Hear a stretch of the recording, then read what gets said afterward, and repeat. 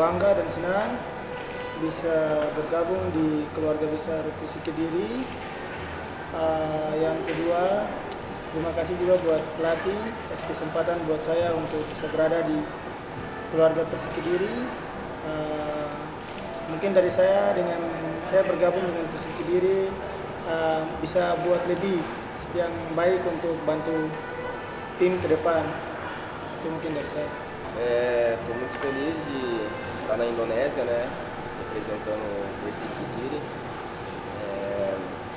Tenho certeza que a gente vai fazer uma grande temporada. Dia senang sekali ada kesempatan untuk bermain di Indonesia, khusus di Persik Kediri. Dia sangat yakin kalau tim ini akan menjadi bagus pada kompetisi. Yang pertama, seperti saya bilang tentang pemain yang sebelumnya, kita sudah incar mereka sebelum kompetisi mulai. Malah si Andri kita sudah pikirkan dia di setengah musim kompetisi kemarin, tapi dia baru bisa gabung sekarang. Itu pure dengan kebutuhan tim di posisi dia. Kita berharap dia bisa juga pimpin anak-anak muda yang dari Kediri. Dia juga bisa bantu kita di lini belakang untuk lebih kuat di sisi defensif utama dan ofensif. Karena kita tahu dengan kualitas teknik yang dia punya, kita bisa mungkin build up atau bisa kuasai bola lebih lama dari sisi defensif kita. Kalau soal Anderson, ya memang posisi yang dia mainkan kita sangat butuhkan setelah Sejari pindah. Jadi kita lihat kualitasnya dan pengalaman dia main di klub besar seperti Sao Paulo di Brasil. Dia mungkin bisa kontribusi lebih banyak. Kita berharap juga dia bisa juga mencetak banyak gol. Tapi yang paling utama adalah dia bisa kerja keras dan bisa kompak sama pemain-pemain yang lain dari Indonesia. Dia langsung cari klasemen, dia cari tahu timnya besar, Persik Kediri, kompetisi seperti apa. Jadi dia dengan referensi banyak pemain Brasil juga yang main di sini, dia tertarik. Dia juga kenal, dia tanya juga ke para pemain Madura yang pernah lawan di satu kompetisi sama dia di umur usia dini. Jaya, lupa saya namanya. Jaya. Pemain Madura. Dia juga tahu kalau ini sepak bola Indonesia lagi berkembang, jadi dia punya tantangan untuk datang ke sini dan berikan yang terbaik. Kan belum bisa bahasa Indonesia, tapi kan ada Arthur, ada Rena yang bantu mereka untuk translator ke yang lain. Tapi secara umum ya di lapangan kan sebenarnya yang alat berkomunikasi adalah bola, jadi sebenarnya nggak terlalu banyak masalah. Dia bisa beradaptasi dengan cepat. Cukup bagus.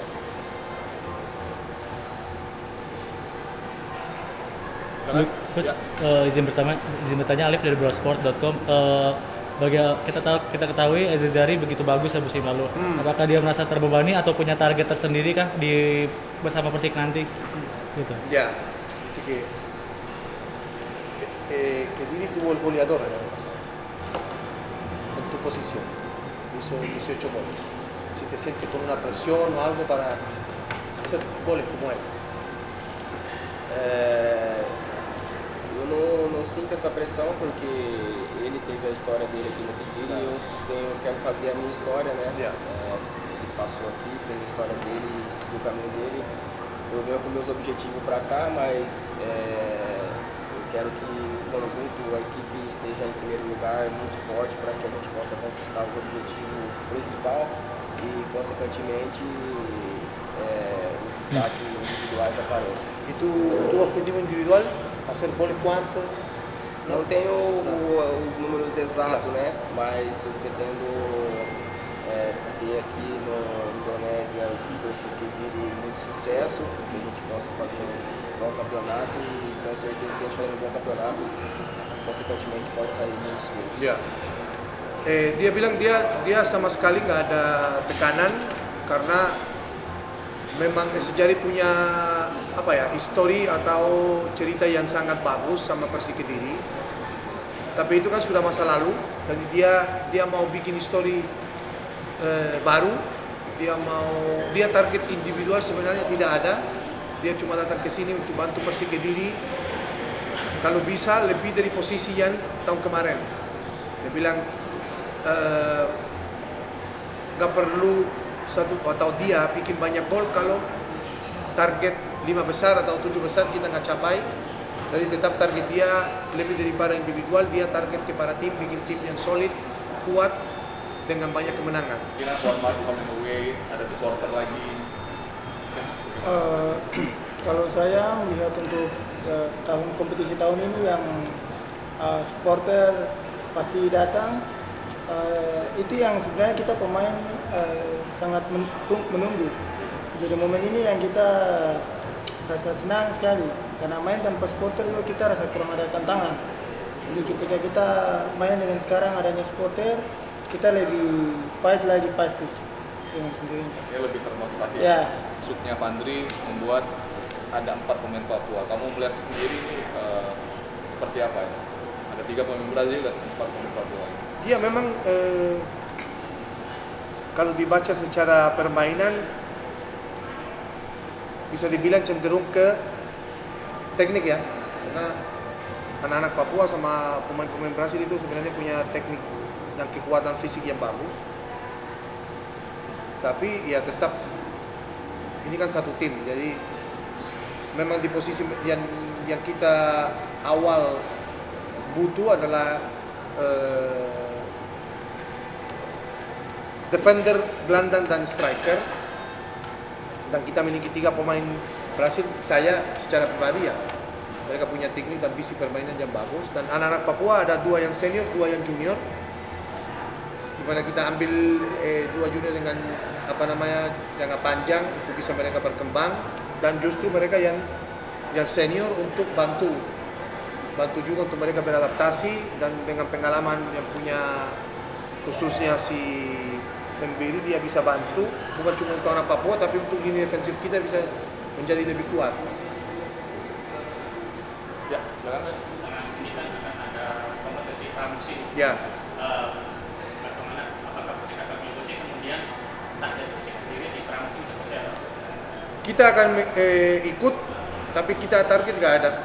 Target kita cuma kasih jam bermain untuk pemain, dan kita juga minggu depan udah ada uji coba.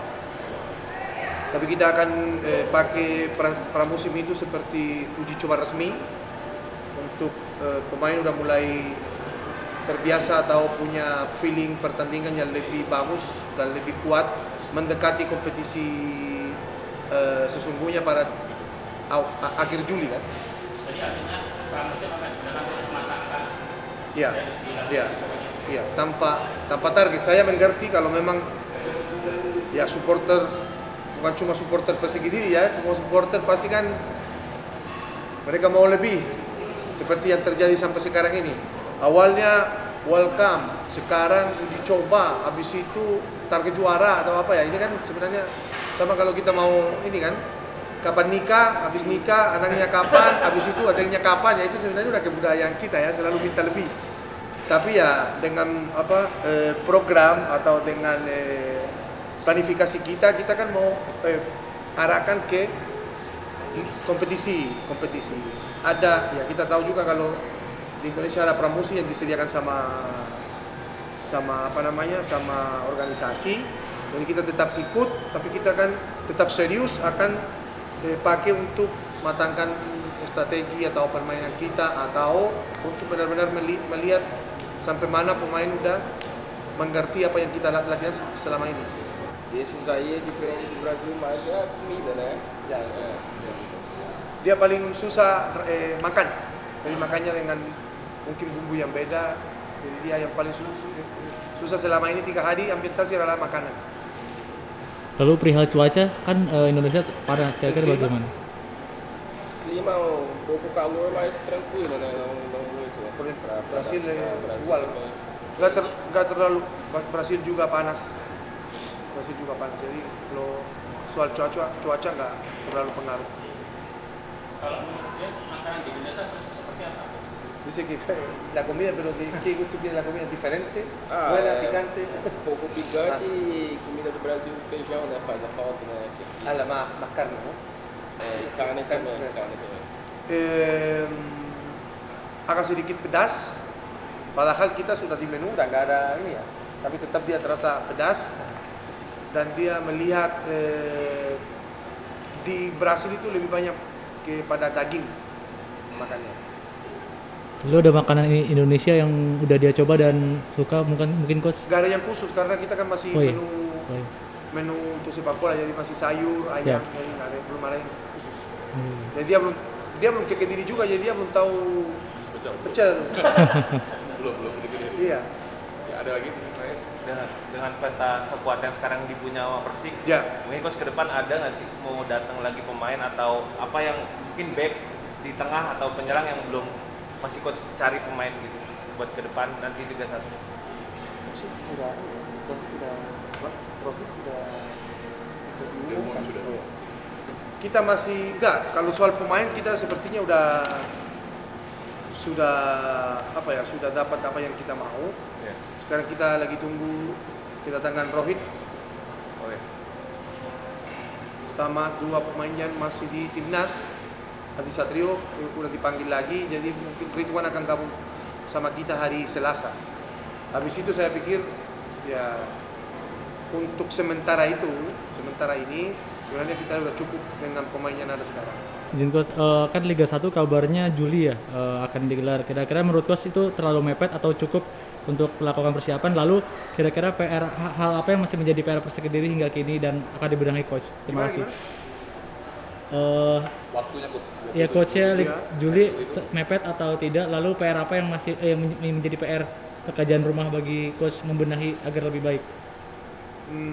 Soal tanggal sebenarnya saya pikir tidak masalah mau jadi tanggal 27 atau Agustus, jam pasti adalah tanggalnya, kalau bisa ya pasti.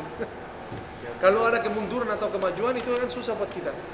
Tapi kalau memang mau dibilang terlalu dekat atau terlalu jauh, sebenarnya ya nanti kita tinggal atur aja, ya kan?